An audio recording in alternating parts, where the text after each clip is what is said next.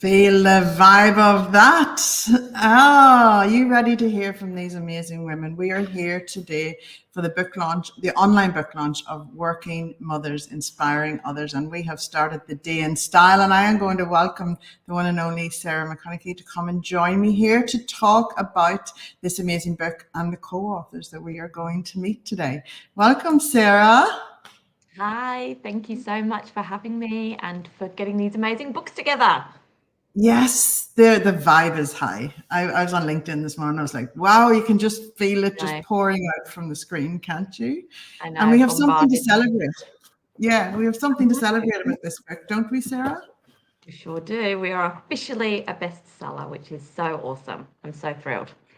Yes. And quite right too, because it's a really good book. It is an epic book. I really, really love it. You've done such an amazing job calling in these women to inspire others. And I'm just going to read the blurb so that anyone watching can get the essence of the book. Is that all right?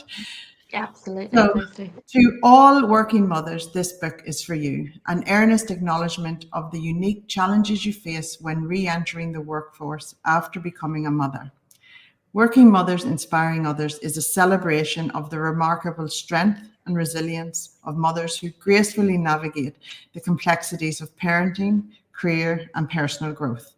This heartfelt collection of stories by 18 women takes readers on a beautiful journey of self-discovery and empowerment, inspiring them to craft the lives they love, work on their terms, and chase their dreams. From lawyers to entrepreneurs, each chapter offers laughter, tears, and invaluable lessons.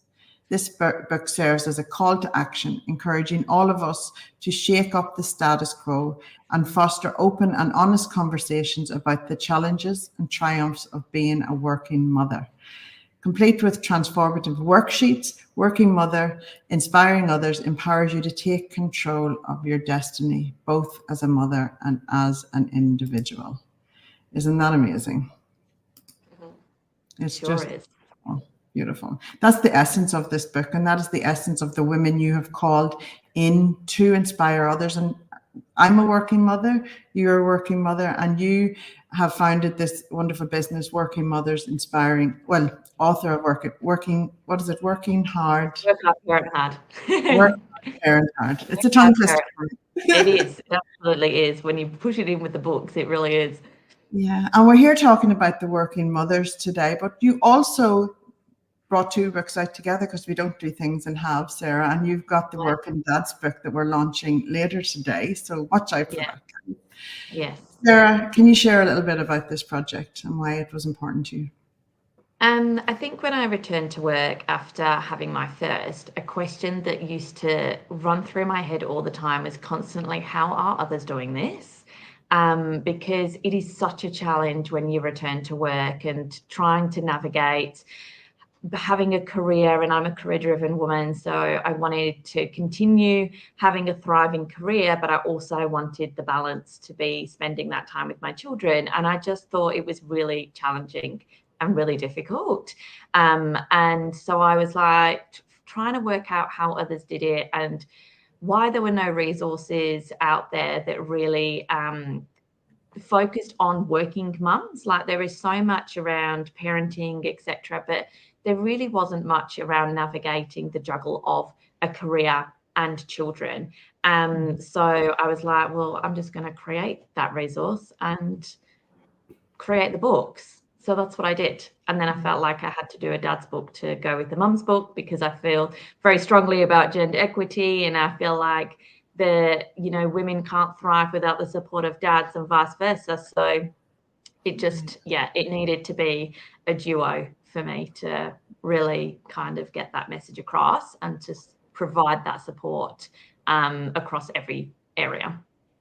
It's so important, just vitally important, that we recognize that we're not out to do it all on our own. It is about, sharing the load and stepping forward. And it's okay to have ambition. If we have ambition, we're showing our kids to have ambition too, aren't we? Yeah. Exactly. And I think that's the big crosp of my entire business is, I support parents because I firmly believe that if you are the best version of you, as a mum or a dad, you're role modeling these incredible behaviors and habits for your children. And, you know, that's what we essentially want to be doing, is giving our kids the absolute best, but we are the best for them. So it's so important to focus on us as the parents. Absolutely. One of the things I always say, and I'm sure that you have come across this as well, is that our kids learn more from our actions than our words. They can just block out our words, and that's nagging. But our actions is what they will actually learn from. Do you want to speak to that? Yeah, I couldn't agree more. And I say this all the time. Like, I feel like your kids pick up on your energy, they pick up on everything. And I know my eldest, she's 5, and she is a replica of how I feel. I can fake it till I make it as much as I want. But if I'm off, she is off. If I'm feeling really positive and happy, she's thriving. And there is nothing I'm saying, nothing that I am doing. It is simply the energy that I'm giving off in the house. And my kids pick up on that big time. So I'm sure I'm not alone with other families that do that. And that is literally all about your actions. You can say as much as you want, you can encourage your children as much as you want, but what they're really going to learn from is what you are actually showing them and what you're role modeling own behaviors. So, you know, I love the fact that my daughter is seeing me doing all these things and writing books, etc. And, you know, she doesn't understand what that really means at this age, but seeing that mum does all these amazing things, which is exactly what I want to role model, because that's what I want her to do. So it's really important, I think, to do that. So vitally important, and to be mindful of our energy, and because we are busy, and just be mindful. That's a really important message. All right, well, we get to meet some of these amazing co-authors. We have 4 and yourself to hear from today, and we're going to welcome Vicky Wren up to join us. Hey, Vicky. Oh, where is Vicky? I put up her thing. Hello, how are you going? Hi, good, thank you. How are you? I am really good. Congratulations on becoming a #1 best-selling author in this book. I think that we're happy dancing today at the launch of this. We thought we'd be pushing it, but we're not. We're celebrating instead. Very exciting. Quite surreal. Yeah. So in this amazing book, Sarah has asked everyone to share a quote. So I am just going to read your quote that prefixes your chapter. As I have worked through what I really want, the trickiest part of being differentiating between what I thought I should and what I truly do want, this process of self-development and discovery has spanned over more than a decade, leading to where I am now. So you have been on a journey for over a decade to where you are now. Have you been a mother for all of that time? I have. I've got 3 children, actually. So the eldest is 14. So I've got 14, 10, and 7. Yes. Oh, beautiful. So it sure has been a journey. It is a journey, and building a business as a mother and navigating that journey can seem overwhelming. So how do you navigate it? I guess for me, it was really, I had to do all the self-development first. And I guess going back to that initial quote of, you know, what I thought a good mother should be through, I thought that I should be a stay-at-home mum. And that's what a good mother would be, you know, not having a demanding career because you need to prioritize your children. That's what I believed what a good mother was. But in actual fact, I guess through this process of understanding me, understanding, I guess, where a lot of that messaging came from, I began to realize that actually I love my work and I love my career, and I'm a better mum when I have that. But it took a long time. It took a really long time. And I think it's because, I guess, you know, going into motherhood, you go through this massive identity shift. And particularly when you've been career driven your whole life, you're so used to being independent and being in control and knowing how to do everything. And one of the things I talk about in the book is I'm an accountant. And, you know, I studied for years to become an accountant. And I remember leaving the hospital and just thinking, oh my God, I don't have a qualification in mothering. How am I meant to do this? Yeah, we're thrown in at the deep end, aren't we? You got to learn to swim pretty fast. Yeah. It's amazing how the instincts kick in. But like that message that you're sharing there is that it's okay. You know, we don't have to do the guilt of it's okay for us to step into what calls us. And there's people who love being at home all the time and not work. And that's, well, I could see motherhood as working.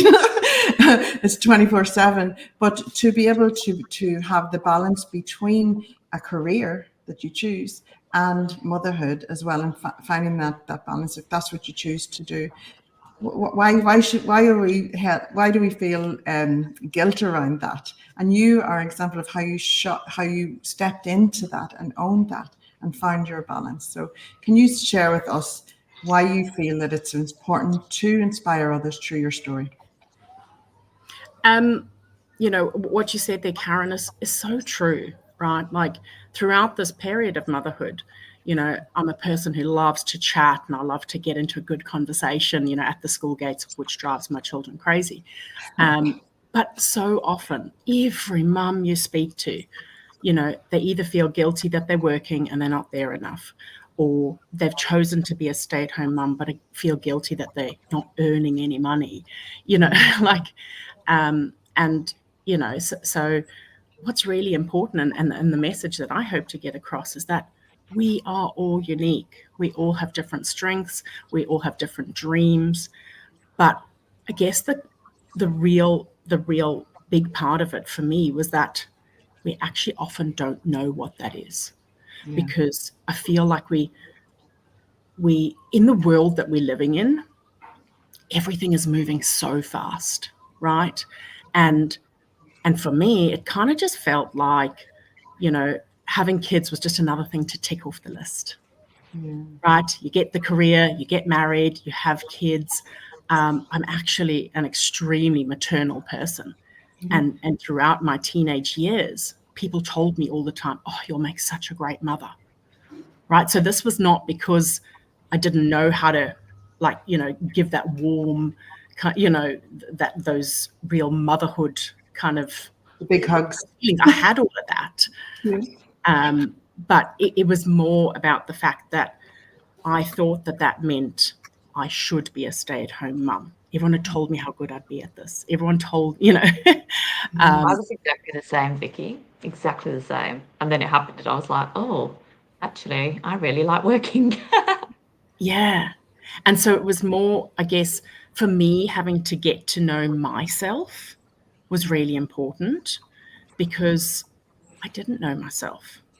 And I, you know, right through my teenage years, right? Like I don't feel I ever really got to know myself. And so this process of going through this motherhood journey has absolutely, completely and utterly cracked me open, right? Like of really having to dig deep and understand, who am I? What is it that I want? Not what society tells me, or not what, you know, the messaging I heard as a child tells me. What is it that I want? And I think that's the part that we find difficult, because when you're now surrounded by kids and feeding and then, you know, getting them to school and like all the things, you literally don't have the time to even think, let alone do a wee in peace, right? Like it's... Well, we can connect with all of that, Sarah, can't we? Oh, yeah. And so I think I hope that this book will really help mums realize that, you know, we're not mums who've got it figured out. I still don't have it figured out. I'm still going, nobody does. But it's about us getting comfortable with, it's a journey, supporting each other and being comfortable with where I am right now. You know, might not be where I want to be, or actually, you know, it's different to what I expected. Yeah, and your children will learn from that, as me and Sarah were just talking about earlier. Our children learn from, and you are giving them permission to explore and be curious and find their way in life. So that and that is it. Just as it's kind of we know that society has these things that but whenever you go against the grain, it's okay, and everything works out, and you find your definition of motherhood and allow that to be. I just see that so much through you, and it's beautiful to see, and it is very inspiring, and your chapter is just so inspiring, Vicky. So huge congratulations to you, and thank you so much. Thanks, Karen. Oh, wow. You're going to meet some amazing women here today. I just know it. Yeah. We have Kate O'Hara joining us, who is the CEO of Food Bank, who's going to come and chat about being part of this project. Hello. How are you going? Very good, thank you. I think I've got a bit of light shine at the top there with the fluoro, so I'm just getting it out of the way. Thank you. It's like a beacon on you. It's lovely. You're illuminating. We love it. Yeah, we wish. Kate, congratulations on becoming a best-selling author. I don't know if you heard that, but that happened today. So congratulations, and thank you so much. Yeah, thank you so much for showing up for this book, Working Mothers Inspiring Others. So we're having conversations around, around what that means for you. But I just wanted to also to share with everyone the quote at the beginning of your chapter, which says, "If you're not happy, you're not going to have happy children." That's the big tip. That's simple, but it's so true, isn't it, Kate? Oh, look, I think it's very much in sync with what has been discussed already. And that is the truth for so many women, that you go through aiming to be and striving to be what others tell you without really listening to your inner self. And the joy of children, on top of all the stresses of work and all the rest, but the joy of children is it forces you to step outside of yourself and take a helicopter view. And you've got to make that time to ask yourself, what is it that makes me happy? Ask your friends and family to say, what do you think I do that makes me happy? What are the things where you see me glowing? What am I doing at that time? And the sense that we have it's the right thing to do or the whatever, we've got to let some of that go and embrace. So, if making you happy is dancing around the lounge room while the kids are watching something on TV, or they've got a tutorial going on or whatever, dance around the lounge room. It was a long time before I got back to dancing around the lounge room on the front porch or whatever. There's a lot of dance parties in my house. A lot. Yes, well, that's a good thing. And daggy dad dancing is a great thing, Fabulous. We all do it. So I think there's that part of it, but also recognising that you've got to enrich the various parts of your life. And as a mother, you've got different demands, and there's still only 24 hours in the day. I don't know when someone's going to change that, but I wish they would. And my children are now 29 and 27. So, I'm now waiting for grandchildren, God forbid. But that'll be at my time frame.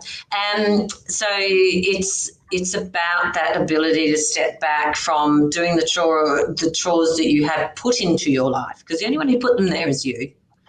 And reconsidering the space for yourself to reflect and ask, what is it that brings me that joy? And if you sit back and you're in a mindset where you can't, ask others.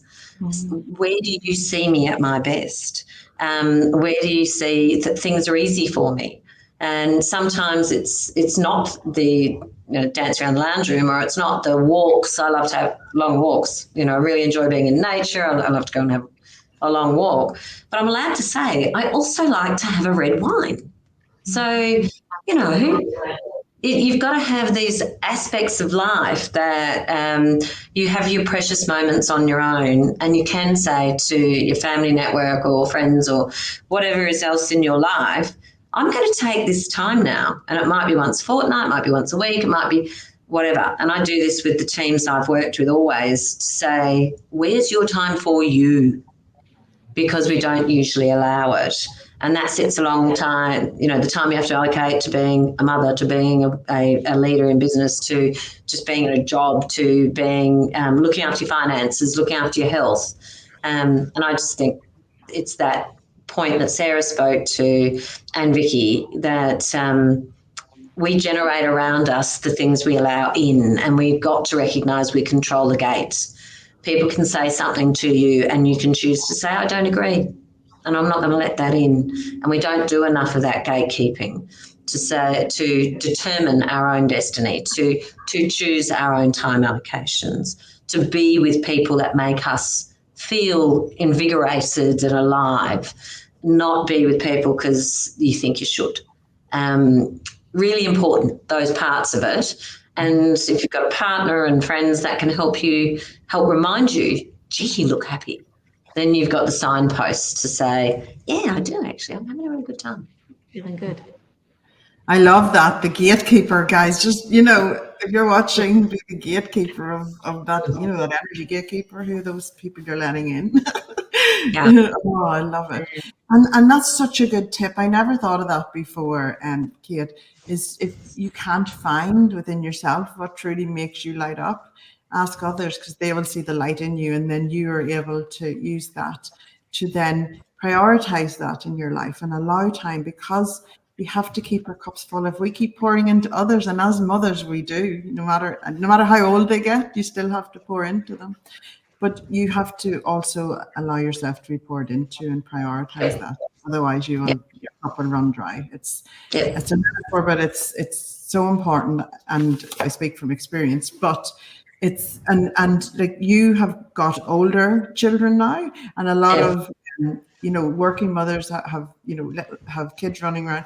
Can you, from experience, share with us some tips around how to manage that, or how you manage that for yourself?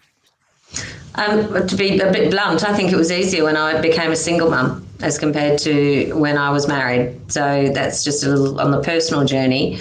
I felt I had obligations as a wife and a cleaner and a part of a community of married couples and in and around the school. It's quite interesting when, for some people in some schools, when you're not a married couple, it changes the demands on you from those communities, which is very interesting. But having a little bit of that free time, I was quite determined about taking some mental health breaks and ensuring that I had a lot of support from family. I'm from a big family, so I did have a lot of support.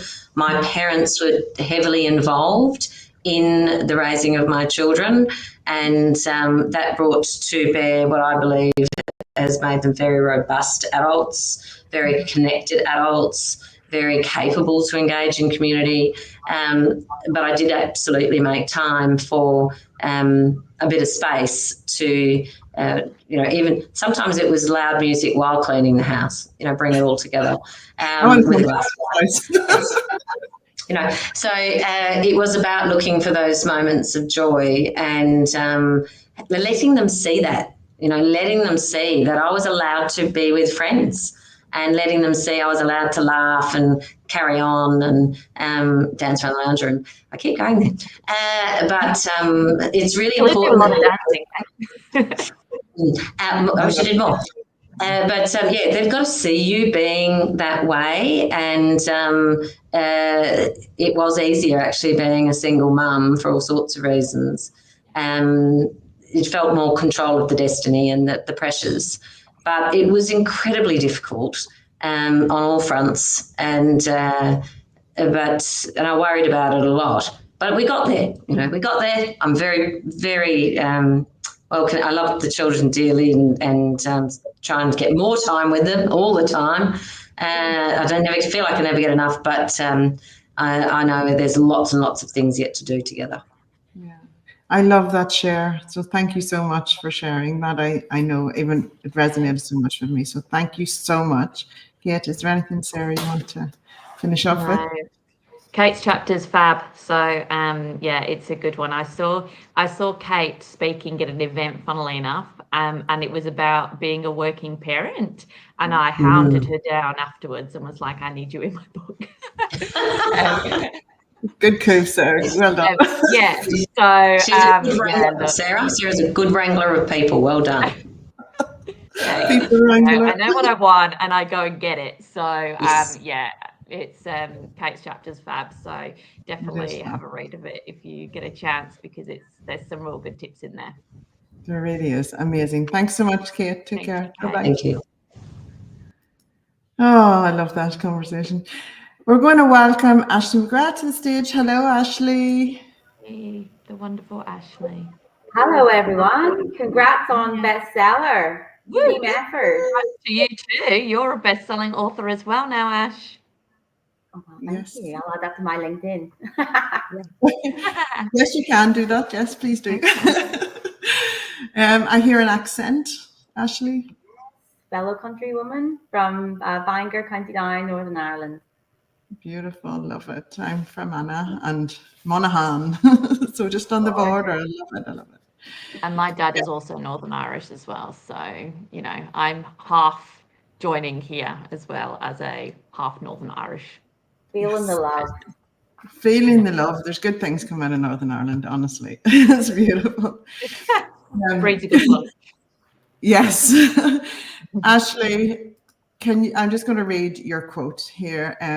There's a rude word in it, but I'm going to say it because, you know, kids are at school, you know.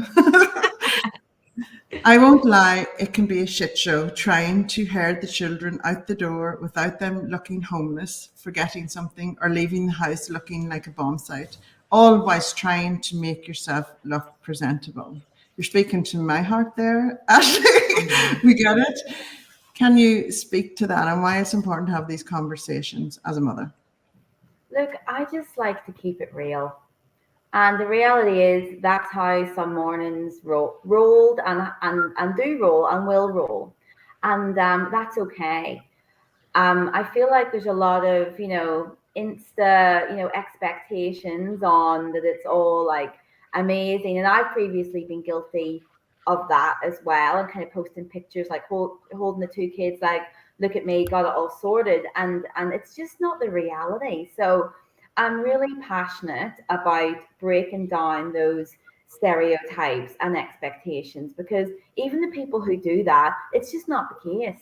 So I feel like if we can all just be a bit more real on this, then it just really takes the pressure off, and you can kind of have a laugh about it, and it just helps to keep you sane.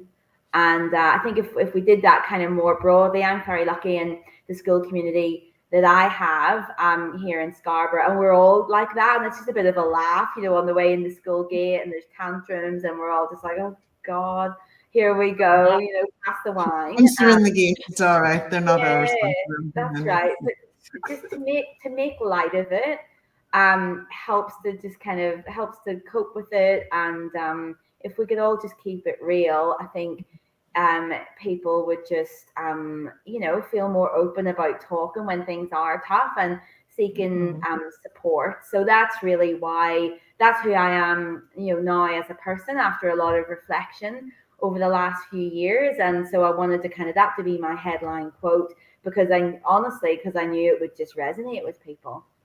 Yeah. We absolutely get it. And so can you share kind of with us why it's so important to inspire others? Your business is CEOs for Gender Equality, so you do that through that work. So can you share with us why it's important? Thank you. And just one little pickup for anyone, for yourself and anyone who watches, Karen, it's CEOs for Gender Equity. Oh, and equity. The difference is that equity considers the different starting points of groups, and the fact that we need to apply a different solution sometimes to get an equal outcome, and probably working parents is a case in point. And so why I am so passionate about inspiring others, it's a little bit different maybe to some of the other responses, but in my line of work, I'm just really, I see working mothers and fathers as a huge opportunity from a workforce participation perspective. Now, there's two aspects to that. There's the benefits to mothers or fathers who haven't yet returned to the workforce. So I'm going to talk about that first of all. And second of all is the benefit to businesses and our country, and kind of more broader. So from a personal perspective, I want to inspire mothers who haven't returned to the workforce, who would like to. I want to inspire them to do that. Because for me, I adore being a working mother. I wouldn't have it any other way. And being a working mother has helped me in a few different ways. One is to rediscover my sense of purpose beyond being a mother, and my own kind of sense of identity. And I'm lucky to work in a field which is all about, you know, social impact, which really helps. But I get so much joy out of being a working mother. So I want to inspire other people who don't maybe realize how important and what an impact it can have. I'm also really passionate about financial independence and the inequity which exists between women and men. And the reality is that you know, women are really at the lower end of things in terms of you know, women's savings is about 30% less than men. Women retire with at least 30% less superannuation than men. And so financial independence is something which I'm really passionate about. And so again, just raising awareness of that. From a personal perspective, I have seen the benefit. When my kids were, I've got two wee boys who are now 7 and 8 and a 16-year-old stepdaughter. But when my sons were 1 and 2, I separated from their father, and I was working part-time at that time. And the fact that I was working when that separation happened was an absolute game changer. Like, if I hadn't been working, I don't know if I would have been able to leave that really unhappy marriage. So again, I like to raise the awareness of the importance of financial independence from that perspective as well.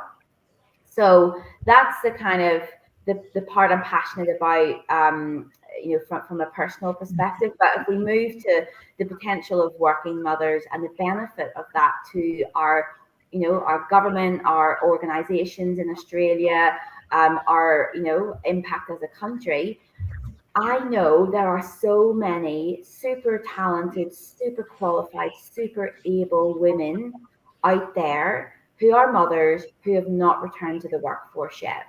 Our workforce participation of women in Australia is, I believe, about 65%. So there's 45% of women who want to work, are able to work, but are not. And there are barriers as to why that is happening. But a lot of our members at CEOs for Gender Equity, they say to me, Ash, I'll take a working mother over to, working fathers or guys any day of the week, because they are super efficient, super productive, super successful.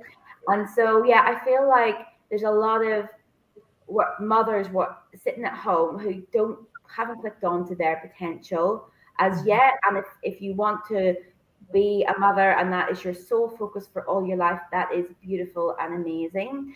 But I don't accept that some of those people don't have a little niggling desire to get back into the workforce, but just maybe don't know where to start or don't see the potential value that they can bring. And if we could bump that workforce participation from 65 to 75 or 80, the benefit to our organizations in Australia would be unreal. The benefit to the gross domestic product of Australia, and therefore everyone's living standard, would be unreal.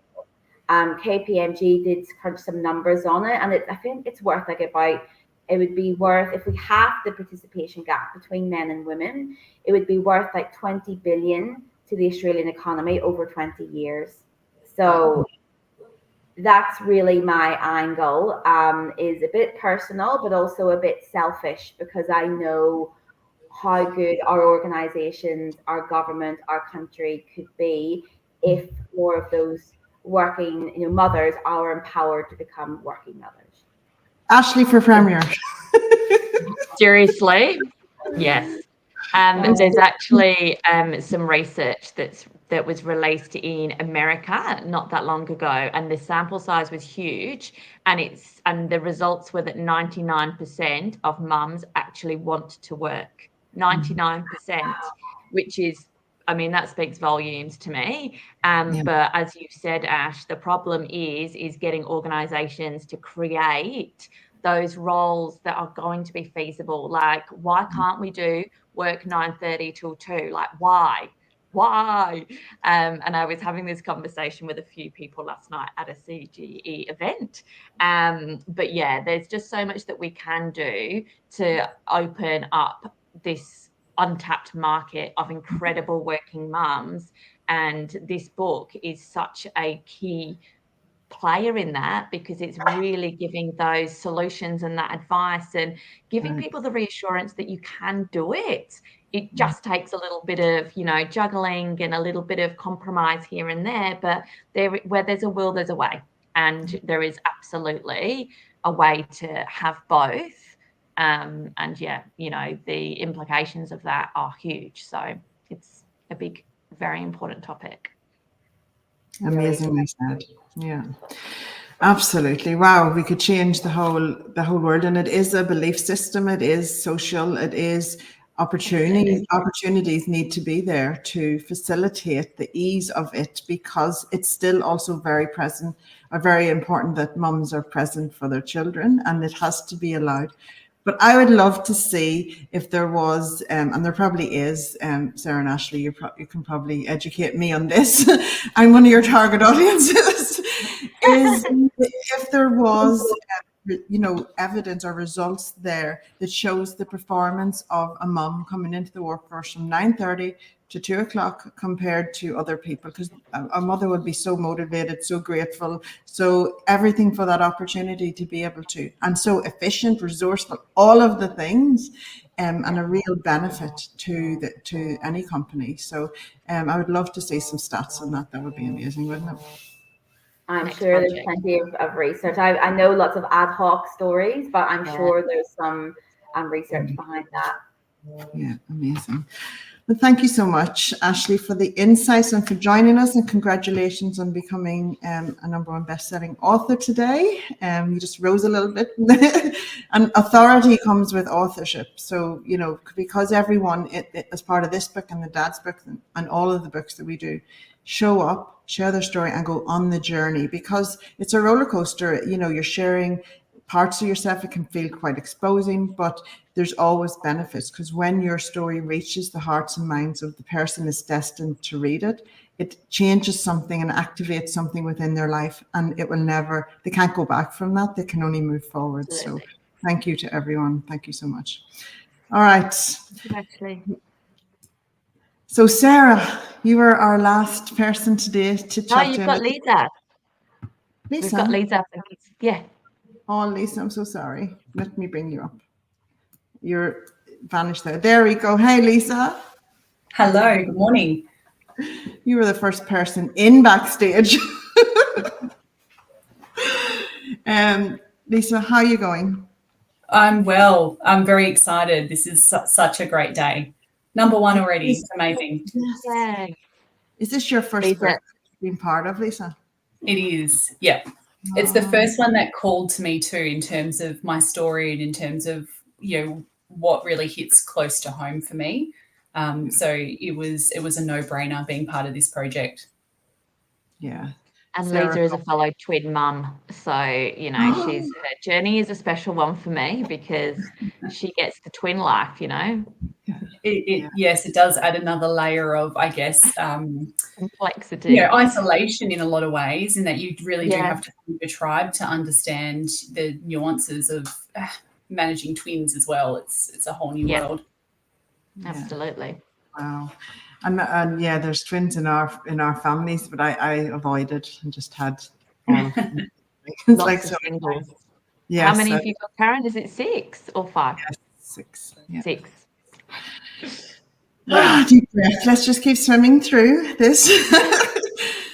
Leisa, I'm just going to share your quote that is at the beginning of your chapter, which is, "Working mums are not superheroes. We're tired of pretending to be." Like, that is such an important conversation, because people, I get people say that to me so much. Oh, you're a superwoman. You're super. Like, we're not. We're just getting through, doing what our best in every situation and moving through it. Can you speak to that for us? It's such an important conversation.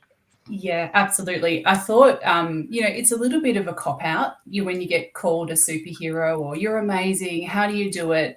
I think people often say these things with great intent, but the next layer is, you know, how do you do it?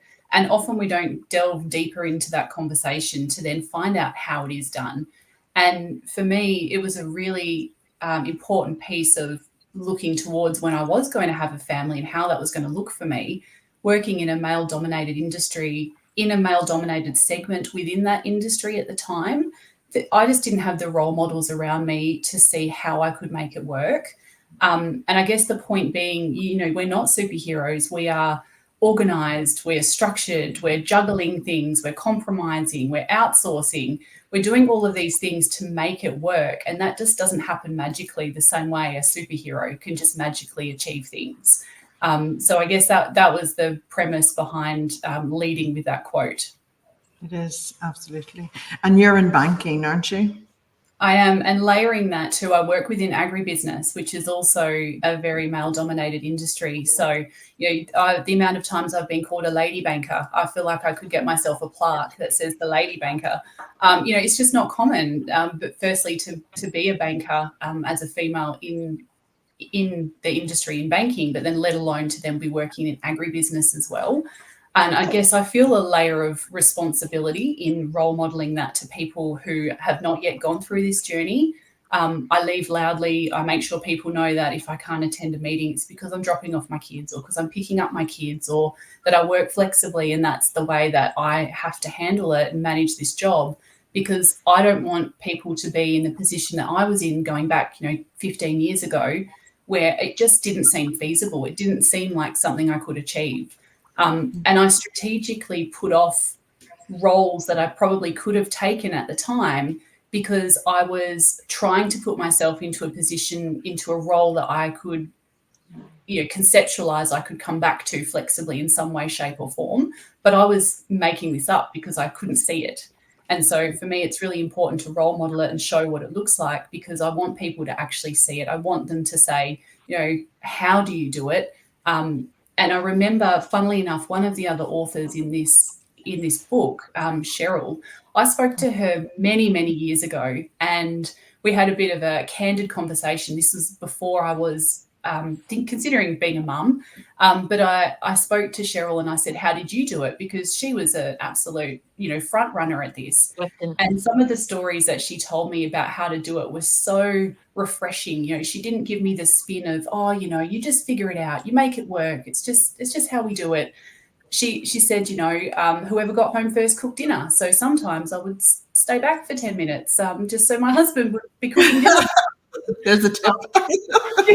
I outsource things and I don't feel guilty about it. And that was just really powerful for me. And I still remember that from a really long time ago. It was one of the most candid conversations I'd had about what being a working mum looked like, and one that stuck with me. And that's what I hope this book does for each person who reads it. Is, like Sarah said, and Ashley was talking to, working mums are absolute powerhouses. Working parents just get things done. And I hope business owners can also be reading these books and reading these stories so that they can understand how they can change the workforce to align with changing families that have occurred where the workforce hasn't quite kept up. Yeah. Wow, it's just so important. And another thing that I got out of this, Leisa, is how many women are holding back stepping into those jobs, thinking that they are not going to contribute enough. Like, it's important for you to be in your role. You're there making a difference. You're doing the work. It's important that you are there and that you didn't hold back and that you did step into it. So it's important. They're not accommodating to allow you the position. You are there doing what needs to be done, and they would suffer if you weren't there. So it's important that women know, don't hold back, know your worth, and step in and ask for the flexibility, because they can only say no, or you can only negotiate. And sometimes when you go to somewhere that will say yes, because it's, you can't sacrifice family. Like, that's the problem. You can't do that. It's so important. So yeah, it's a big thing. The toughest conversations that I've had in my career in terms of navigating, how to make it work, have actually ended up being some of the most valuable conversations I've had. It goes down. I think becoming a mum, Vicky mentioned matrescence. So, listening to that in the first chapter, I went, I've mentioned that too. There's some common themes throughout this book, and you are a completely different person. And I think becoming a mum, it's like a complete opposite. You're more vulnerable than you ever have been on one hand, but then you're stronger than you ever have been on the other hand. And it just opens up these conversations that I just think we really need to have. So that's what I hope this book achieves as well. Yeah. Wow. It's my living mission to make it happen. So, across my whole business, what you just said is I just think it is pivotal. It's just such an important topic, and it has to happen, to move forward. Absolutely. It's pivotal. That's it, Sarah. It is. And we can't avoid the conversations.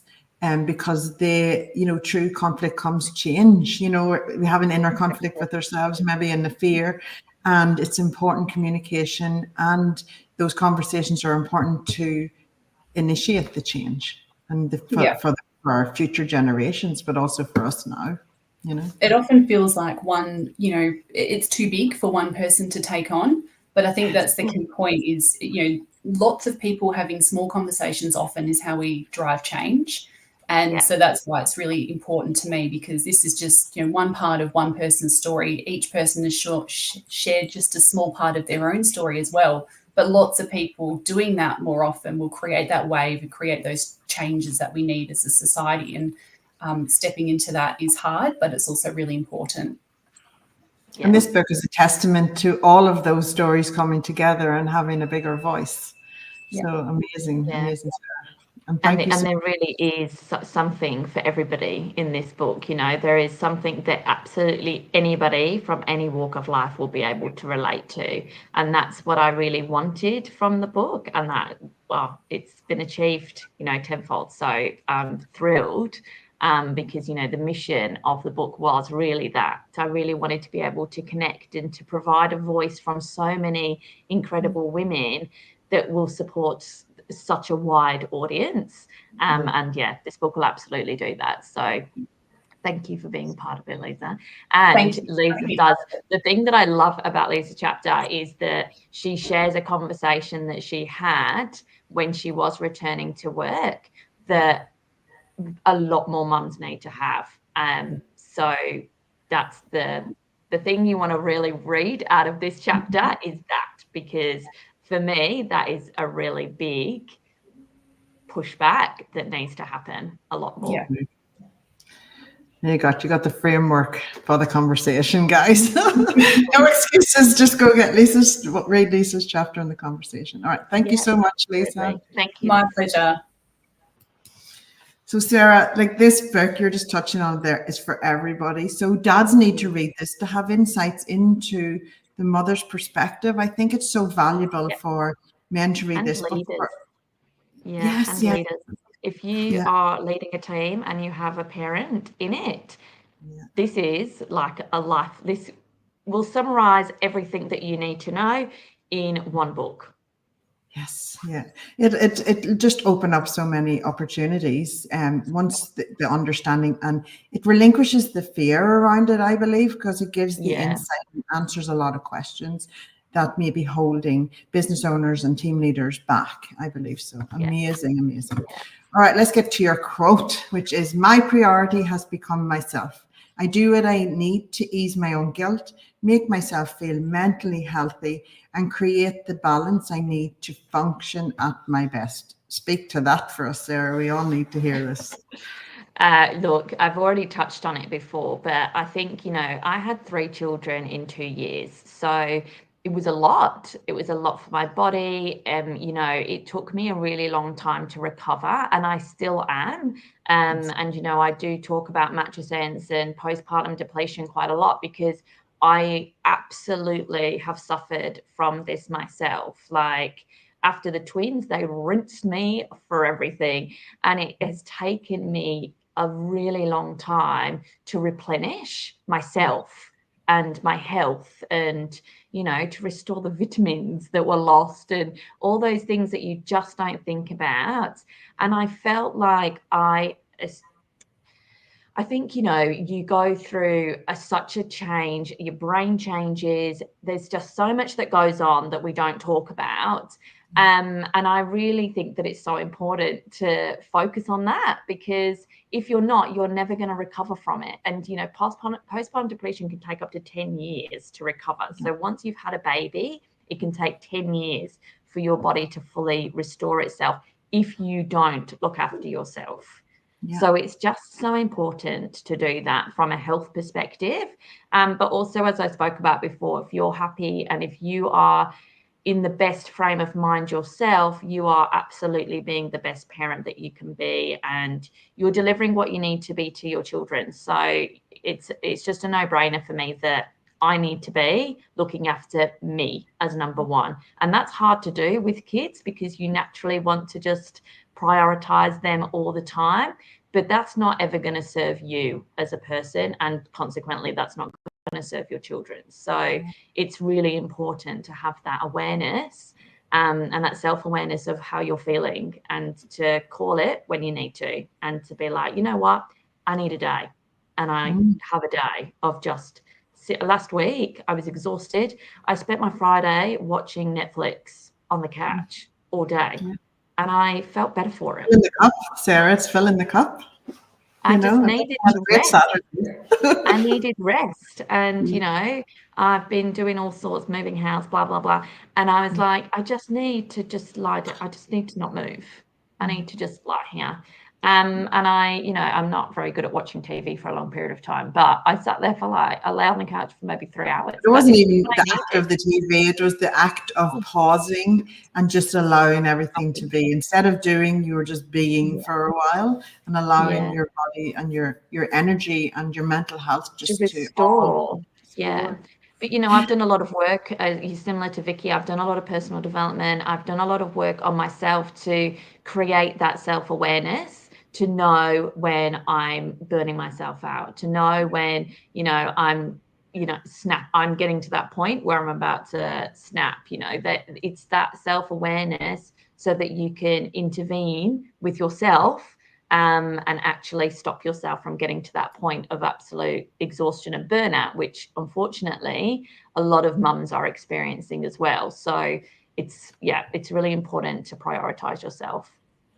It's so vitally important. Just it's more mothers need to hear that. Don't keep pushing the boundaries, because then it's just going to snap. You're going to fall below the line, hit rock bottom, and that's not a pretty place. Just keep yourself nice and full. And I know I went through PTSD because I fell to rock bottom from giving, and not stopping to have a day watching Netflix. But it was many years ago, and that's why I prioritize self-care.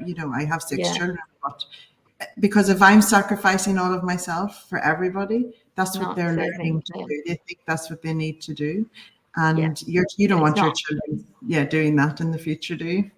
No, not at all. And that's I was the same. I absolutely, and I'm very much, I try to tell those to practice as I say, not as I do, because I love doing things. Like, I am a real doer. I'm an ideas person. I want to do all the things. But the reality is that I can't do that to the same level as I did prior to having children. So I really have to check myself a lot to be like, you need to be realistic. And I think that awareness is really important too, to be like, okay, how far can I be pushing myself here? And last year I pushed myself way too far. And earlier this year, I was like a shell of myself because I'd burnt myself out. And, that's not good for anybody. Yeah, it's scary stuff. Oh, thank you so much, Sarah. So much value. And thank you for bringing this book together. It's going to be an amazing resource. Now, you can, guys, if you're watching, you can get it online on all platforms. You've got paperback, you've got Kindle, ebook. Audio books are live too, so you can get the audio version. I know lots of mums will like to just have their headphones in. So the audio book was very important for me to get done. So that's on there, and it's, a lot of the chapters are read by the authors themselves as well. So the authentic voices are there, which is awesome. Yeah, it's amazing. Well done. So we've already hit number 1, so I reckon that you should go over to Sarah's. It's just down at the bottom there, workhardparenthard.com, and grab your printed copy. And Sarah will be delighted to get out to you and on your shelf, so that you can dip into it at any time. It's not a book that you have to read from cover to cover. You open up the contents page, see what resonates, and read that story, and that's the way to do it. And you'll want to keep reading it because there's so much in there. It's It'll amazing. be something you refer back to all the time, because you'll be like, what was that thing that Leisa was doing or Kate was doing? I need to reread it. And I think that's what it'll end up being, is that tool where people really keep reflecting back to, which is really cool. Yeah, and as you grow, you're going to get more and more stuff, see things differently in it. Amazing. All right, guys, we will see you back in 1 hour. Where we can for the dads. Woo! For the other guys. side. Yeah. Thank you, Karen.